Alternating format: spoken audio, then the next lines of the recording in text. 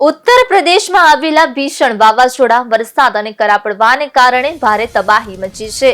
રાજ્યના અલગ અલગ જિલ્લાઓમાં ઝાડ પડવા, દિવાલ ધરાશાયી થવી, વીજળી પડવી અને ટીન શેડ ઉડવા જેવી ઘટનાઓમાં અત્યાર સુધીમાં અંદાજે 54 લોકોના મોત થયા છે, જ્યારે હજારો લોકો ઘાયલ થયા છે. હવામાન વિભાગે રાજ્યના 38 જિલ્લાઓમાં વાવાઝોડું, વરસાદ અને વીજળી પડવા અંગે યલો એલર્ટ જાહેર કર્યું છે.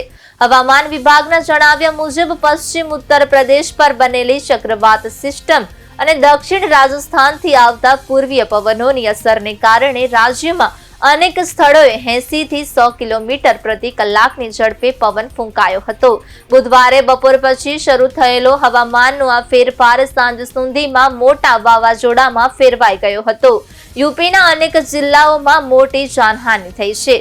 ભદોહીમાં 10, પ્રયાગરાજમાં મંડળમાં 10, ફતેપુરમાં 8, ઉન્નાવમાં 7, બદાયુમાં 6, બરેલીમાં 4, સીતાપુરમાં 2 અને રાયબરેલીમાં 1 લોકોનું મૃત્યુ નોંધાયું છે. આ સિવાય હરદોઈ, ઝાંસી, કાનપુર, દેહાત, સંભલ, પ્રતાપગઢ અને અન્ય જિલ્લાઓમાં પણ લોકોએ જીવ ગુમાવ્યા છે.